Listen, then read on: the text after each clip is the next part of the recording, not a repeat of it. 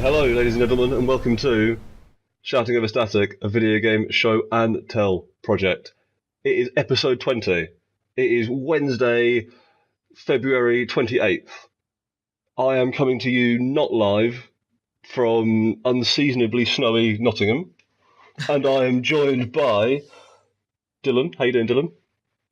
I'm Mark, by the way. I forgot to say that. Dylan, I was doing so well. Dylan? Hello! Sweet. Is it unseasonably snowy where you are? It's on-off snowy, and then in between unbelievably sunny. It's very confusing. Yeah, that sounds about right. And I'm also joined by Chaw. How you doing, Chaw? Hello, I'm good, thanks. Is it unseasonably snowy where you are? No. Just about the same as Dylan, I think. Yeah, right. It's weird here. I've been really cold all day. It's been rubbish. Oh, it's horrendously cold, yeah. Yeah. Yeah. I'm wearing 2 jumpers. 2! Outrageous. I've never heard of such magistry. Well done. That's one more jumper than the recommended amount of jumpers. You are storming your GDA for jumpers, mate. Well done. Here, on Shouting Over Static, a video game show and tell podcast. Is it podcast or project? Fuck. What is it? Video game show and tell project. It is a project. Well, that shows how much I know.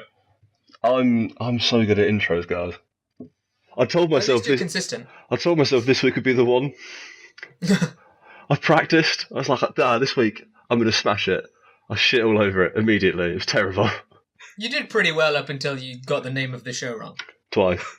And then also forgot to say my own name. It's not too bad. Everyone knows who you are by now. Mate, Matt definitely knows who you are. Hi, Matt. Episode 21. It's going to be great. Episode 21, I'm going to write a script and just read that. My favourite would be if this isn't even episode 20. If this is like 19 or 21 already. Oh, fuck, no. I'm fairly certain this episode... Wait, no, this is important. God damn it. I feel like the episodes numbers are not that high yet, but what do I... Episode 20. Episode 20. Right. Okay, wait. Nice. Episode 20 of a podcast in which we come together to speak about video games on a one game per week basis. I'm deciding to drop the hot take angle because we haven't made one in a while, and I feel like maybe we were over egging the pudding, as they say. We've been forcing in some hot takes. Our hot takes for the last month or so have been, Pokemon's pretty good. 2 weeks ago, was it like big monsters makes games good? Monsters are good. Yeah. Monsters are good, yeah. Yes, right. So we're just going to talk about a video game. Dylan's brought a video game this week. I have. I struggled to think of one this week just because we've spoken about a lot of games now, and I don't want to just keep talking about Halo. We haven't even spoken about Halo yet. We haven't even done the Halo episode. I feel like we can't, right? We'd have to cop out. We'd have to get Tom in to do the Halo episode, and he's dropped off the face of the planet. But, okay, so the game I've brought is, I played it a lot, like 2003, 2004, I think it was out, on my dad's PlayStation 2, and it was Prince of Persia: Sands of Time. I don't know if you guys have played it. I have. I've heard of it. Sure. You've not played it, though? No. So, I think a lot of people will recognise the name Prince of Persia: Sands. Well, I mean, people who listen to this probably know at least something about games, so probably know that. But I think a lot of people, if you said it, they just think of that Jake Gyllenhaal movie. That's the one. I have one. The most Persian of actors. Yeah. Clearly the best choice to represent the Prince of Persia. But the game, the film kind of, is a bit of a letdown. But that game I've got very fond memories of. And I think it's just kind of what Assassin's Creed should be. There's definitely a lot of proto-Assassin's Creed DNA in those 3D Prince of Persia games, isn't there? Yeah, definitely. And there's a thing that me and my brother have spoken about a few times, playing this game. So actually, I'll explain what it is first. Yeah. So Prince of Persia is... let me see if I can get the beginning right. Just so I don't fuck it up, I'll get it. up on my thing. So you've got the prince. They're going somewhere, and some bad guy, right? You've got, I think he's called the Maharaja. Checks out. Something to do with the Maharaja. Has got this thing called the Sands of Time that he's trying to use for, I don't know, probably nefarious purposes. And a whole bunch of exposition, whatever, blah-de-blah-de-blah. Everything obviously goes wrong. And you end up, I think, the Sands of Time get released. And everyone but a few, other than you, obviously, because you play the game, and a few other people get turned into these weird sand creatures. And essentially that's your bad guys throughout the game. So the game is you trying to solve this problem and jumping around the local area that's been destroyed by blah-de-blah. And you've got this dagger, dagger of the sand, or dagger of time is the one. And it controls time. So if you fall or mess up or whatever, you can just rewind, which is kind of nice. So you've got certain time powers. It's like the Forza rewind, but applied to a 3D platformer. It's good. Yeah, exactly. Good. Yeah, So it is. you don't really die, you just fuck up and you have to start again. And I think for that reason, I think that's kind of what makes it, for me, able to be a better version of what Assassin's Creed is, because the parkour in it, there's a lot of jumping around and climbing stuff, and it's really difficult.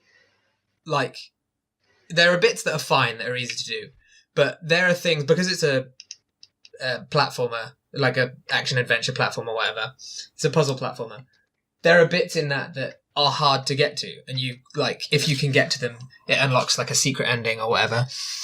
And obviously, Assassin's Creed, there's nowhere that's actually hard to get to, right? Yeah. Because you can just hold right trigger and push forward, and you eventually get to the top. Yeah, exactly. Whereas in this, you've got to time everything right. You've got to jump to the right points, and it means you die a lot. So obviously, taking out actual death is helpful. I think there might be some aspect that means if you do it too much or whatever, you have to restart from somewhere. If you run out of sand, you will eventually go back to a checkpoint. But even then, you may cover this, but there's an excellent storytelling aspect to Prince of Persia: Sands of Time, in which the entire thing is told from the prince's perspective as he narrates it to you. So if you do run out of sand and like fall into a pit of spikes, he goes, no, that's not how it happened. And then you just start again from a checkpoint. And like, it does lots of clever little things like that to keep the whole thing. You never feel like you've actually fucked up and failed. You just, it's a nice narrative flow to that puzzle platforming style that I think is a really smart decision they made when making this game. Definitely. And I think it helps with the whole, like you say, you don't feel like you failed at any point, and it helps with the fact that there are some bits that are so fucking difficult.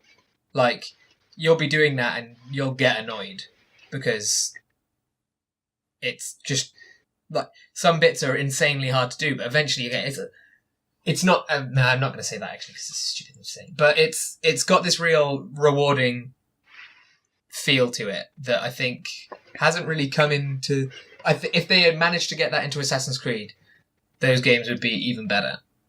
And I think it's a shame that there's not been more of that sort of game, because there was the Prince of Persia 3D game that came out with Prince of Persia: The Sands of Time, the film, and it was completely unrelated, but it came out like the same time, right? Yeah, so there's original Prince of Persia, which is a 2D platformer, and there's a couple of those, and there's Sands of Time, the Two Princes and the Evil Within, which are the PlayStation 2 Xbox trilogy, and the two sequels go more about like the combat and are all very, I think one of them has like a Godsmack song in it, and it all gets super emo and like, I think like the first one is like really witty and clever and well paced, and I think the second one opens with like a Godsmack song and like a lingering shot on a woman's leather clad like thonged arse or something. Like, yeah, they go bad. And then there's Prince of Persia, which is the cell-shaded one, Yeah, that's the Yeah. one. which That's the one I remember. was cool but weird. Yeah, And- it didn't quite capture what I think Sands of Time had. But it was still not too bad, right? Yeah, and then there's also the movie tie-in game. Yeah. Which- is there actually a... Yeah, there's also Prince of Persia, the movie tie-in game or something, which I think was just bad. I believe there is in fact a tie-in game to that that piece of shit. I basically Sands, Okay. I think? yes, 'Cause I always the thought Forgotten that- Sands was the tie-in game, I Yeah. believe. Okay, because I always thought that... I think I had the cell-shaded one, and I think I just always assumed that came out with the game. I don't know why. I think they came out at similar times. That maybe. one came out 2 years before the film.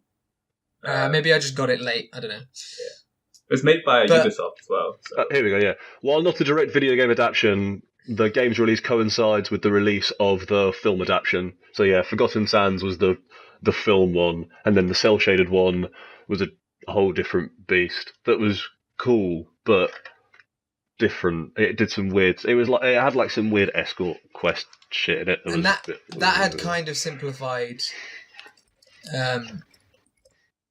that had simplified the movement system as well. I think it wasn't quite as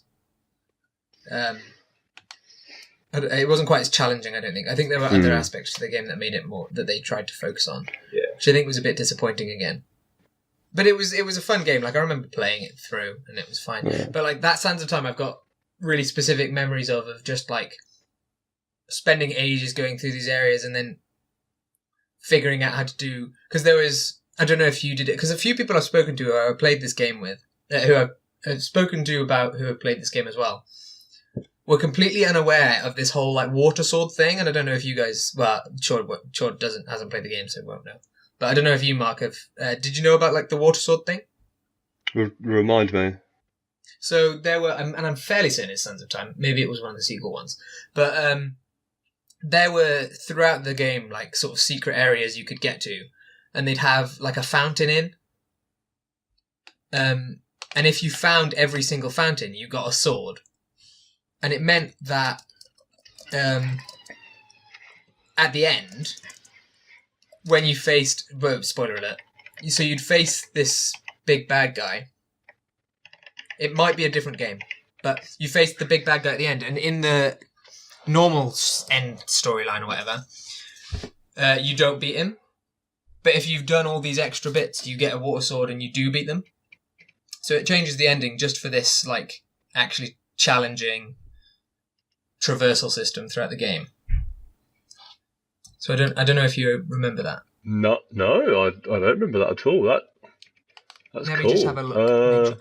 So it's actually within. It's actually in Warrior Within.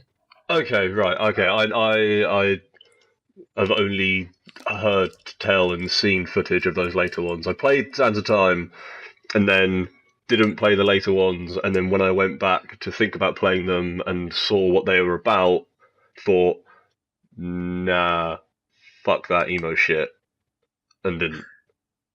So. Did you play that entire trilogy? Because they were a trilogy, weren't they? Effectively. Yeah, there was quite a few. I've definitely played the Warrior Within. I don't know if that was the second one or the third one. So I may have ended up not playing the third one. The Two Princes, where he has like his really emo version of himself. Oh no, yeah, I do remember that. I'm fairly certain I have played that. There's like evil sand version with a chain, right? He's got like a chain whip. Yeah, well, that sounds about right. Yeah. I did play that. I played all three. The mid 2000s have a lot to answer for. So I'm kind of conflating all these in my head, I guess. Sands of Time was the good one. See, I really enjoyed the Warrior Within. I can't speak to it, I'm afraid. Yeah, no, that's fair enough. But so I think these games had a really interesting feel to them. At least the first one definitely had this really interesting feel to them that I don't think has been quite replicated in many games that I've played, at least. I don't know because I think you guys have probably have played more of these sort of action puzzle platformers than me, because there seems to just be more on the PlayStation, right? I feel like the big one to compare maybe is something like God of War. I mean, it's not very platform heavy, I guess, but there were like loads of puzzles, definitely. Yeah, totally. There's definitely some semblance of God of War in there, in like the sort of the ancient mythology and bringing in some of this mysticism, and the combat was very God of War, but it wasn't as like multiple weapon focused, and it wasn't quite as like heavily like combo focused, but it was, you had a sword and a dagger and you did like sweet hacks and counters to jump over people and stuff like that. And like unique gameplay components like the Sands of Time. Proposal, I guess. This hasn't been a lot of kind of big budget platformer games. Yeah, I mean, honestly, like you know what I think, because the thing that I remember about Sands of Time that I thought was what made it stand out was how clever it was. Like, it was a very not only from a design perspective, but from like a writing perspective, it was a very smart, like witty game. Like, the Prince was a charismatic and funny character, and the way that they put that world together was like atmospheric, and it was well designed, and it felt real and well balanced. I think I would probably say, with that sort of the linear design of it and the puzzle traversal aspect of it, is I think a lot of the same DNA ended up being ported over into Uncharted. I'd probably say, though Uncharted does a different thing, with like Uncharted's got its own spin on the combat, but a lot of that, like linear levels, big ancient rooms, puzzle platforming, like a opinions may differ, but a relatively witty protagonist. Like, I think a lot of that DNA was transposed into what Uncharted became, probably. Yeah, definitely. See, because I've always, obviously, you guys both have we've spoken about Uncharted a lot, and I've still never played it, but I've seen it being played, and I think you're right. That's sort of where that went to. But I think Uncharted at the moment, again, it's sort of a thing to itself, right? It's definitely got it's sort of cornered the market there, because people who want to play that game play Uncharted because it's just incredible, right? Yeah, shit. I mean, I've literally met people who are just like, I like the Uncharted. Like, I met someone who says, yeah, I've got a PlayStation 4 to play Uncharted. Like, he just wants to play the Uncharted games because they offer a very particular type of experience. But I think you could definitely see when someone was looking at Uncharted Drake's Fortune and making the first one, going, right, well, here are some elements from, because Sands of Time is a critical darling, isn't it? Like, it's a beloved game by a lot of people. So I could definitely see that someone at Naughty Dog went, why don't we take like this idea that you could have a puzzle platformer with an incredibly charming main character, but then like mix in some of the more gun heavy, like cocky, semi-mysticism stuff of like Indiana Jones. Yeah. Definitely. I mean, you can sort of, the inspiration I think is quite obvious there, right? I mean, when did the first Uncharted come out? 2007? So, I mean, that's what, like 2 years after the last of that trilogy, at least. Yeah. Yeah, definitely. Because those games were spat out, just looking at them then, seemingly spat out like nothing, because Sands of Time was 2003, and The Two Thrones was 2005, so I'm guessing Warrior Within was 2004. Yeah, that would probably make sense. Fucking and hell. That's just, like, yeah, those... I mean, it might explain why they sort of lost a bit of the feel to it in the second two, because they just got churned out. I tell you what, though, mate, those PS2... I say those PS2 games, I guess what really I'm saying is those, like, mid-tier, promising, but in need of some... or, like, promising, like, PlayStation, Xbox games from that time went out at a fucking clip, because I remember... I played the Ratchet & Clank games somewhat at the time, but not slavishly because I didn't have them, and then played them obsessively a few years after the fact. But if you actually look at it, it was like Ratchet and Clank 1, 2002, Ratchet and Clank 2, 2003, then 2004, then 2005. Like, they put out the first 4 games and did their entire arc from, like, pretty good to really good to even better but a bit bloated to kind of shitty in, like, a 4-year span with, like, full-size video games. Which is just impressive, really, isn't it? Studios just don't do that anymore. Like, unless it's something like Call of Duty, studios just don't do, like, full-sized, iterative, mechanically developing, like, arcs of series in such a short time frame. It's fucking madness. And even then, Call of Duty's 3 different studios. Yeah, exactly, yeah. Whereas this was just Insomniac just fucking churning out this shit. And I guess you've got, like, games now, I guess this is almost what we've spoken about before. They're becoming a much bigger thing, right? So they try and make these big story experiences with them. And I guess and also the graphics are just on a whole other level. So it just takes longer to make these games now, right? I mean... Yeah, there's obviously a lot more involved nowadays. Yeah, this is true. So I guess it's kind of that, but that's kind of sad, really, isn't it? Because if you had 4 Ratchet and Clank games in 4 years that were all pretty good, even if the last one was a bit iffy. Imagine how great that would have been. It's just like, I guess I'm playing the new Ratchet and Clank already. Yeah, dude. And it wasn't even like... Huh? I don't know. Will we feel a bit burnt out just having, like, 4 games in 4 years? Well, no, because it's a single-player game, isn't it? You play through it once and then leave it. I mean, you might replay it, but... Yeah, I mean, it had its own, like, internal system for playing it again. Like, it had the challenge mode and, like, weapon upgrades and stuff, but that only really came in with, like, the second one. I don't know. That's just enough to keep you going until next year, I guess. I don't know, like, shit, man. I fucking played through Ratchet and Clank 2, like, 3 times in a row last year. So... Oh, I'm not saying that you don't replay them. I'm just saying that, like, it's not like... I guess if you've got a multiplayer game that keeps coming out, you'd probably get quite annoyed because you can get a fair amount of time. Like, think of the people who are still playing, like, Halo 5. That came out, 4 years ago? 3 years ago? Right. 2015? Or was it earlier than that? I think it was 2015, yeah. So, but it was November 2015. So you got...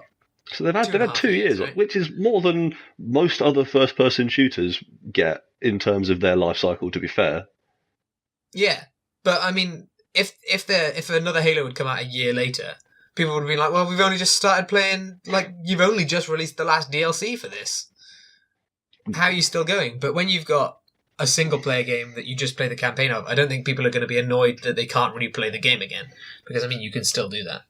Yeah, and I mean, I guess it doesn't always work, I guess, because Prince of Persia didn't have a multiplayer component, but I can't speak to my own personal feelings on 2 and 3, but I know from a critical perspective, 2 and 3 are never, ever really mentioned with the kind of love and reverence as the first one. So I guess there is also, like, you can put them out, but I don't know. 3's actually got really good reviews. It's got like sort of high 80s. Oh wow! For all the consoles and PC. Oh.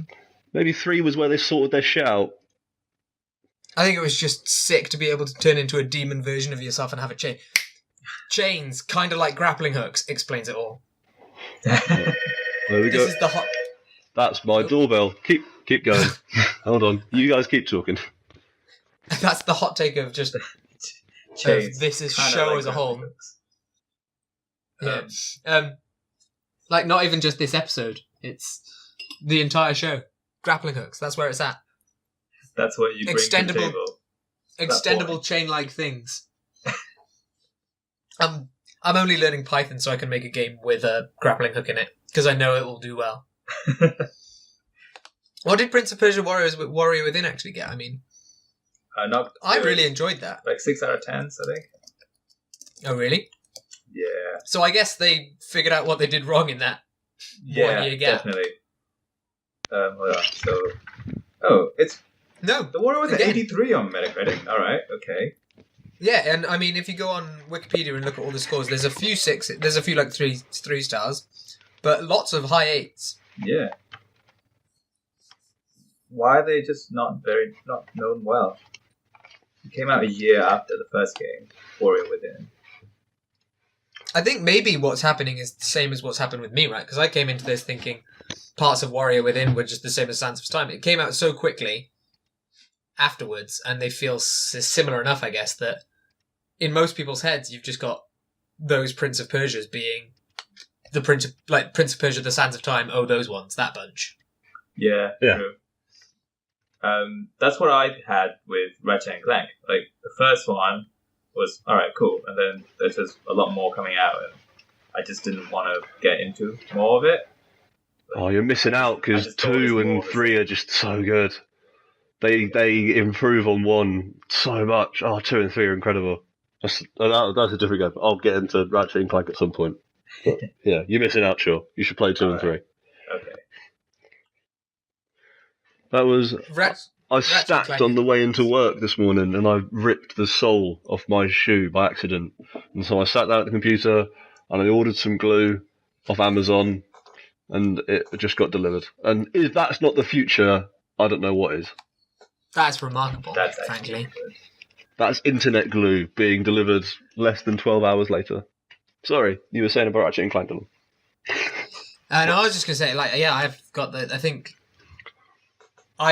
think I played a few of them, and it's the same thing as what we were saying about Prince. I think in my head, a lot of the Ratchet and Clanks just kind of melded together. I think I probably only actually played the first 2, thinking back on it now. I don't really remember playing any later ones, but like we were saying about games just of that time, they came out so quickly. I think potentially we just think of those, like, that time as the games from that time as like the series itself rather than the individual games, a lot of the time at least, because they're just coming out so quickly and it's so long ago now that it's hard to actually differentiate, right? Yeah, totally. Like, I think especially if you haven't played them in a while as well, they can become quite compressed, can't they? Yeah, definitely. One thing that I think links these two together really well, I don't know if it was a good game, but there was this Xbox game very much like Ratchet and Clank. And I don't know if you'll remember it, because I'm trying to think of the name. But it was sort of that Ratchet and Clank feel. Blinx the Time Cat. Yes! Fuck off. And if that is Did I get that right? Yeah, it Blinx the Time Sweeper. It actually is. Oh, right, okay. Close enough. I mean, close enough. If that doesn't link Ratchet and Clank and Prince of Persia Sands of Time together perfectly, I don't know what does. You know, last week or the week before, we were talking about that. You mentioned something. I think it was something from Giant Bomb Does. Linking games to other games. That is the link between these two games. Blinx the Time Sweeper. In Prince of Persia Sands of Time, you can manipulate time. In Blinx the Time Sweeper, you can manipulate time, and also you're an animal. In Ratchet and Clank, you're an animal. There we go. Nailed it. The two main characters look very similar. Yeah, they do. Blinx is a Lombax-looking motherfucker. I used to confuse them a lot back in the day. I don't think I ever even had the game. I just played the demo a lot, I think. Because I did that. I was that kind of guy. I also played the demo for, what was it, Brute Force? And I think we've discussed this before, and you've discussed how terrible it is. Fuck Brute Force. But I played that demo a lot, because you could be like a fucking crocodile dude. It was brilliant. That crocodile was a pretty cool dude. Cool in an early 2000s Xbox exclusive kind of sense of cool. Yeah, so not very, but... Not actually cool. Like, you wouldn't want to actually spend time with him. I mean, thinking back on all this now, I really do miss that period of games. Not because they were better, because I don't think they were. We've got incredible games now. Like, we're definitely at a golden age of gaming with what's coming out. But man, they were just absurd and really fun. Like, you're a fucking cat with a time vacuum cleaner.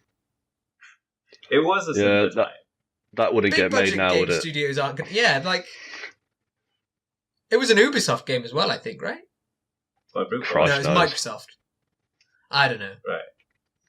Anyway, it doesn't matter. It was a game that at least two of us here are aware of. It must have been significant in some way. And now there's again, it's one of these things we've discussed several times. It's one of those kind of games that you'd end up getting on Steam, isn't it? Do you reckon that because the early 2000s, I can't speak for you, Shaw, but I at least know for myself, early 2000s, I had a PlayStation 2, I was in my youth, I was playing video games loads, I was forming a lot of my early opinions on video games, developing. I mean, we're gonna age ourselves here because this is quite a young thing to say. But early 2000s was forming a lot of those formative video game experiences in quite an important way. Do you think actually do you think there was actually a variety and vibrancy to that era of video games, or do you think maybe actually we have the most rose-tinted of spectacles on? Oh, it very well could just be nostalgia, yeah. I mean, you get these ridiculous games nowadays, I guess, as well. Because, if you look at Overwatch and Fortnite and all these kind of things, I think they've got a different feel to it. We definitely get less sort of these platformers, right? But this sort of wacky, colourful, fun gameplay, I think you still get, don't you? It's not like we've actually lost any of the charm in video games, even if it's ridiculous charm. Oh, but then you have to wonder, so we had our nostalgic memory forming moments 2000 to 2005, should we say, for the sake of argument. Right. Imagine if you were someone who had those moments from 2005 to 2010, and you were forming your nostalgic memories over the gritty, brown growling of Gears of War. God, that'd be boring, wouldn't it? I mean, I guess that's sort of... Yeah, I know what you mean, because that sort of era for me, I remember the games a lot, and I played a lot of those games, because I think we were getting to the point where we were old enough to be playing more of these games. And just playing things more in general. But I think you're right, it's still that 2000, 2005 are still the games that I think back to as my you're right. It's those are the formative years. That's the period that those games pop up into my head. The ones from 2005 to 2010, I still really enjoyed, but they didn't really leave as much of an impact, I think. And maybe it is that. Maybe it is because everything was brown. Everything was Unreal Engine 3 and men growling through film grain. Yeah. Well, I think... Although, when did Mass Effect come out? Because I know lots of people have... That's such a big game for lots of people we know. And I think both of you guys, right? 2007 was Mass Effect. Mass Effect, it was... did you play it when it actually came out, Mark? Or No, I played it I played it in 2011, around that time. 2 was out when I played it, but 3 was not yet out, and 3 came out at the beginning of 2012, so I played it 2011, I'm going to say. Okay,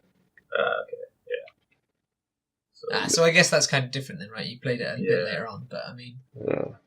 I guess there was still that sort of thing for some people, because that's definitely one of those games that left an impact. And I guess, Did on me. Came out in that time period, the 2005 to 10. Yeah. I don't know, they seem less fun, don't they? That does seem not as... They were serious video games. Yeah. They were in HD. I guess, serious is good, but... More pixels is more good. I feel bad for those people who didn't get this ridiculous memory of Blinx the Time Cat and Ratchet and Clank. Guys, I stuff. think I missed the fun period of the gaming. I started playing video games a lot more from 2005 because I never owned a console before then. So yeah. I mean, you're our control then, I guess. Yeah. What are your fond gaming memories? I guess with games. What do you remember about the early 2000s? Playing outside, I guess? Studying. Oh, wow. Real nerd. You were studying in the early 2000s? Yeah, dude. Studying's pretty serious. You were 6? Not even 6? Mate, come on. No, I was learning English, you see. That was pretty important to my development. No, that is important. I remember playing Cars a lot on PS2. That was a game. You're a piece of shit. There was a Cars game. I guess everything had a game, right? I was actually, when I was trying to think of games to bring to the table today, so it wasn't Cars, but those sort of Disney tie-in games. Did you ever play like Monsters Inc. and The Incredibles on the Game Boy? No. So go on. I didn't ever get, I don't know why, but I never ended up getting tie-in games for the actual console. So like, I've got a Spider-Man game for my DS. I've got Monsters Inc. and Incredibles both for my Game Boy. I've got plenty of games on the console, but none of them were ever tie-in games. But those were ridiculous games as well. Like they weren't very good, but I played them to hell. Like, it's certainly a thing, right? I mean, I don't know when those came out though. That must have been lit after 2005, Monsters Inc. Actually, maybe not. I think I played the Incredibles game on the PC. I think they did a port or something. I'm not entirely sure. I'll believe it. Movie tie-in games used to come to everything, didn't they? Yeah. You still... Actually, do you anymore? I don't really... Do you even get movie tie-in games anymore? Yeah, I think it's easier to miss them, to let them slide by. But... Well, I don't know. I don't know what the last film that could even have had a movie tie-in would be. I mean, Marvel films, right? Do they have movie tie-ins, though? Thor the Game. What's that thing? Avatar had a tie-in, but that was 2009. Well, that Captain America game came out that was just a reskinned version of Batman. Oh, really? Yeah. That was weird. Of which Batman? Arkham Asylum. It had like all the same combat and shit, except you could throw a shield around.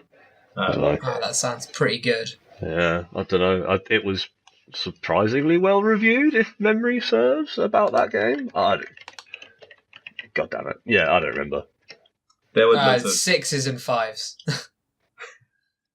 To be fair, for a video game tie-in, pretty good. There was a Thor one. But I don't think there's any after that, right? I don't think there's like a Ragnarok tie-in video game. Have those just finished? Is that not a thing anymore? I guess not. We have Lego kind of tie-in things. Yeah, Lego makes the tie-in games now. They've proved that they're the only ones who can do it. So that's what we get. Because they're not actually related to the movies or anything, is it? They're just characters in the games.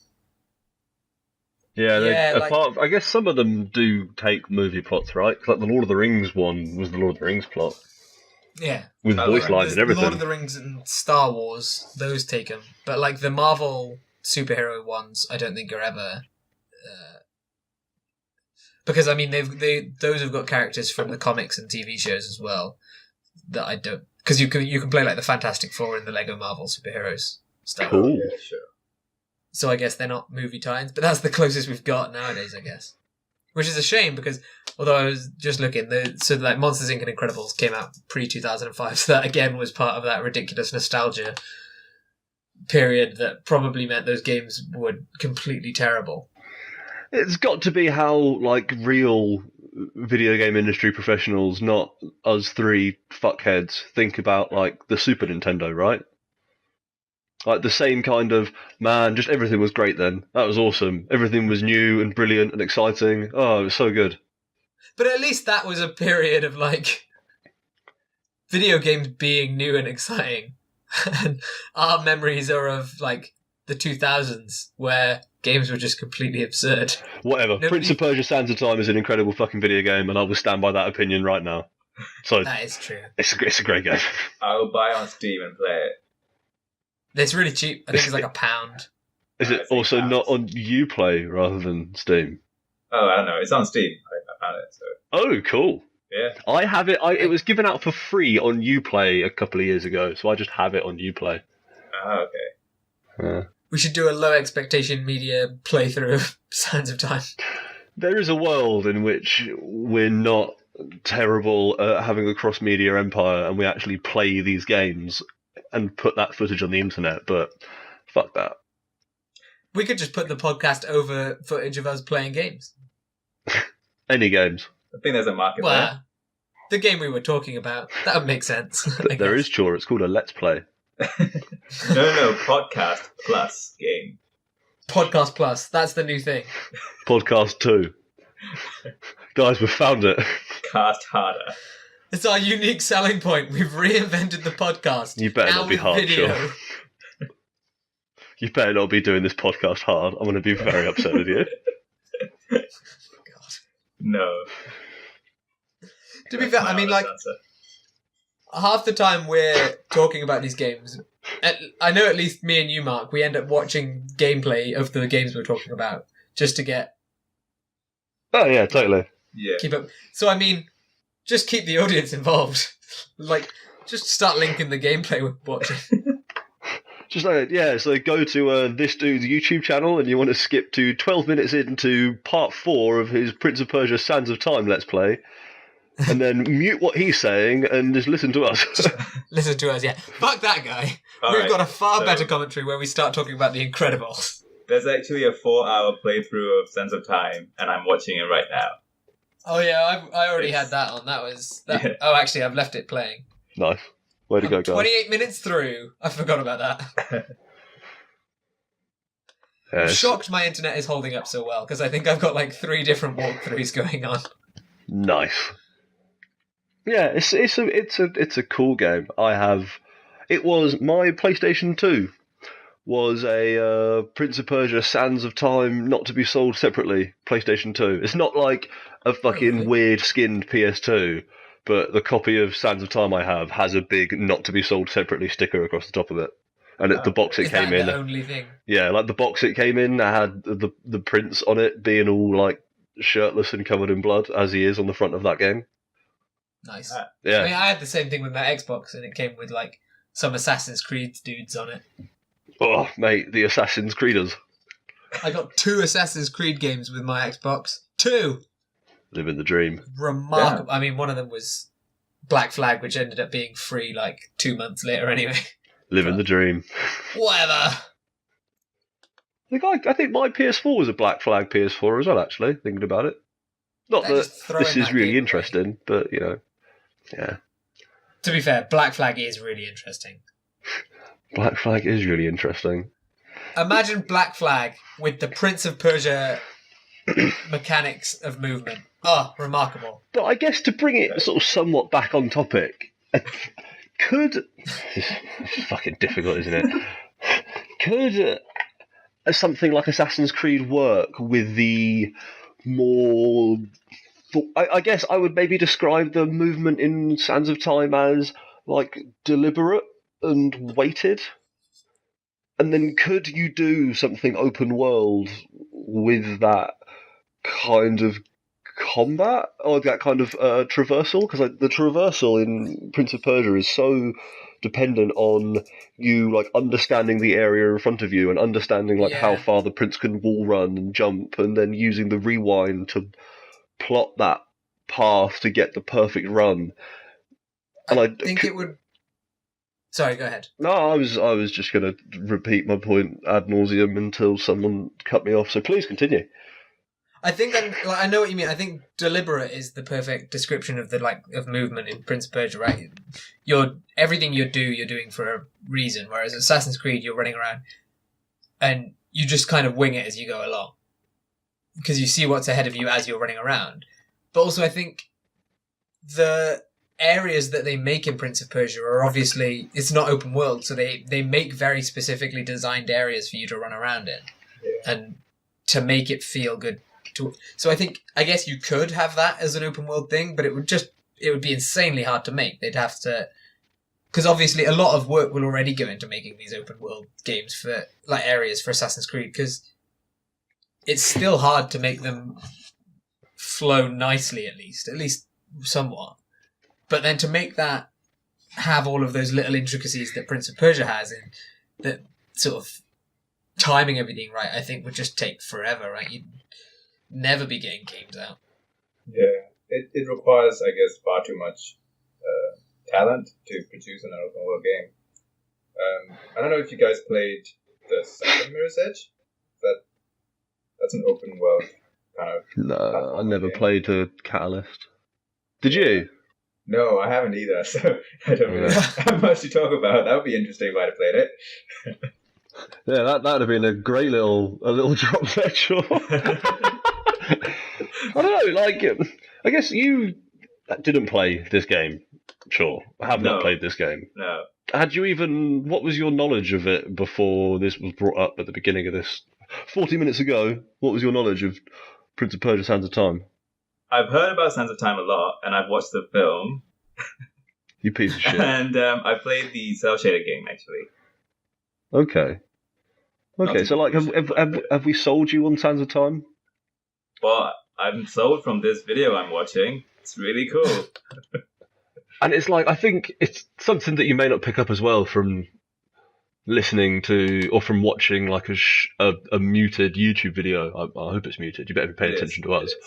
But like, it is a really clever game. Like it's funny. The prince is a good character.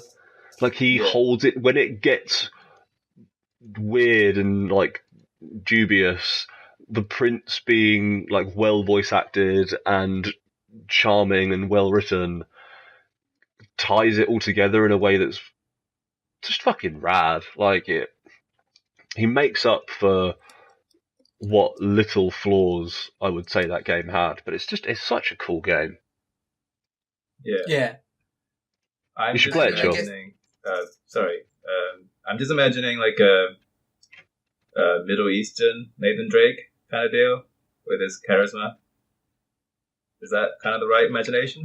Yeah, effectively, except for he's voiced by some like outrageously British dude. Oh, okay, all right. Yeah, he's like the most British person you could possibly imagine. I guess and it's great. Posh, right? Princes are all British. That's how it works. They can put on any accent, Edwin. That is how it works. You're right. I mean, this sort of, I think the character, this is just what comes to me when I think of this character, of like this idea of the sort of witty, charming, holds it together guy. It's just, imagine Nathan Fillion playing a character in various different states of his being. You know, like, I mean, he used to be athletic and fit. He could probably have played these guys back in the past. I think it's that sort of feeling, right? It's a guy you just like, even if he's a bit douchey. Yeah. Yeah, he's pretty great. And he gets his comeuppance at certain points as well, and yeah, it's legit. I mean, he's the sort of, it's that action film character who you sort of kind of love to hate, right? A likable rogue. Yeah. 100%. He is Nathan Fillion. Nathan Drake. Sorry, he's not Nathan Fillion. He's Nathan Drake. I was reading who voiced him, and it's that dude who's everybody, but not the really obvious ones. It's Yuri Lowenthal. Oh, he is everybody. Yeah, he is. He's not Nolan North, but he's everybody else. I believe he's Yosuke, so you know, I respect Yosuke a bit more. He's also Ben 10, I think. Exactly. There we go. That's Game of the Year. Mate, Ben 10's a cartoon. What are you on about? Nah, Yuri Lowenthal, Game of the Year. Oh, okay. Yeah, sure. I'm sure Ben 10's also a game, right? There must be a game of Ben. I'm sure it's multiple games. Yuri Lowenthal in Star Wars Rogue One. Hey? As Yosuke. He's as miscellaneous crew. Yeah, that's how I describe Yosuke. He was a miscellaneous part of my Persona crew. Yeah. Sick Yosuke burns on Shouting Over Static. I can't even remember which one Yosuke is. He's like your best mate who moved there from the city and fancies that girl who doesn't fancy him because he's just a total shitbag. Yosuke Hanamura, is that him? Yep. Or is that a different... Yeah. Although if you Google Yosuke, that's the first thing, Yosuke Hanamura, and all the images of that. But on the right hand of the screen, where they provide, you know, their Google box or whatever, Yosuke Ideguchi, the Japanese footballer. Brilliant. None of the other Google results talk about him. You got to scroll quite far down before you get football. Everything else is Persona 4. But no, they want me to know about football. football. I mean, Yuri Lowenthal turns up everywhere. I think you'll find him in a lot of games. You'd be surprised about. Knack 2. God damn. Game of the year. Knack 2, baby! So, mate, Yuri Lowenthal is the game of the year, I've decided. Hot take. Yuri Lowenthal game of the year. It's not the chains anymore, huh? What? The chains, the grappling hooks. I don't know what they were. Nah, grappling hooks is hot take of the show, not this episode of our show in total. Alright, okay, that's big. Grappling hooks. Okay. We'll have moved on from Yuri Lowenthal next week. Fuck that guy. But grappling hooks are here forever. A grappling hook is for life, not just for Christmas. Man, imagine if you did get a grappling hook for Christmas, though. How exciting would that be? I looked them up on Amazon. Not even that expensive. Now I know what to get you. It fucked up my SEO for ages. There was a party. We thought it would be good to see if you could buy grappling hooks and flashbangs on Amazon because we had a plan for a heist. Then Amazon just kept popping up on websites being like, hey, do you want to buy these smoke grenades? I was like, no, Amazon, not cool. I mean, it's pretty cool. You should have got some smoke grenades. Unrelated, but you know those. Hold on, no, wait a minute. We can't do unrelated, but after 52 minutes of podcast. I was holding back so hard talking about just some story I've got about smoke bombs. All right, look, like, wait, guys, I can't do that. Do we? I think we should just finish the show. Does anybody have any closing thoughts on Prince of Persia: The Sands of Time, the 2003 video game for PlayStation 2, Xbox, and I'm going to say GameCube, probably? And Game Boy. That's not the same game, but yeah, right. If on Wikipedia it comes up as the 4 consoles, it was released across Game Boy Advance, PlayStation 2, GameCube, and Xbox, and Microsoft Windows. But that Game Boy version is not going to be the same version. It's the first one, though. It's the first listed game. Clearly the best version. It's Game Boy Advanced for life, baby. Is that your closing statement on... God damn it. I am partially responsible for this absolute mess of a show, but it's like herding kittens. It's so bad. Is Game Boys are legit your closing statement on Prince of Persia: The Sands of Time? Yeah, I fucking love Game Boys. Alright, looks like it was actually a Game Boy Advance game. I'm looking at some footage of it. It's a 2D platformer. It's got some pretty good art. Yeah, it seems alright. This dude does a long play of it. He seems to play it for an hour and 50 minutes. Go check out World of Long Plays, Game Boy Advance Long Play, 94, Prince of Persia: Sands of Time. And yeah, that's my closing statement on Prince of Persia: Sands of Time. Nice. Sure, you got any last words for Matt and anybody else who may be listening, but probably not? Buy the game if you want to play it. If you haven't played it, don't pirate it. Don't pirate it. Of course not. No, we're upstanding citizens. Yes, that's what they call me. I'm the upstanding citizen. Is that your new rap name? Fat Peaks and the Upstanding Citizen. And sure. And sure, yeah. We've got a mixtape. See us out back. We just sell it on the street. Yeah, I don't mean out back of the show. I mean like out back of the convenience store. We're out back of the co-op. God, we're falling apart. Right. Thanks. Find us on YouTube at Low Expectations Media. Subscribe if you want to see other things that we do, though we haven't done anything else for a while. Who knows? Maybe next time someone's in town, we'll do something.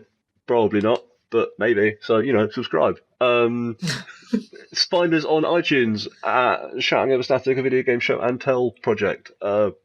Subscribe to that also, because then, I don't know, it will get,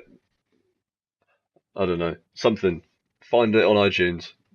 Also, probably anything that skims iTunes to get its media. You could probably find us on podbay.fm if you were into that, but don't, because it hasn't got a very good audio player. Dylan and Shaw, can you find you guys anywhere? Just around, I guess? Not really. Nah. Yeah. All my social media is private, I think. Yeah. I don't exist. Brilliant. We're doing We're doing a really, really good job of keeping up a transmedia presence. We are truly podcasters of 2017.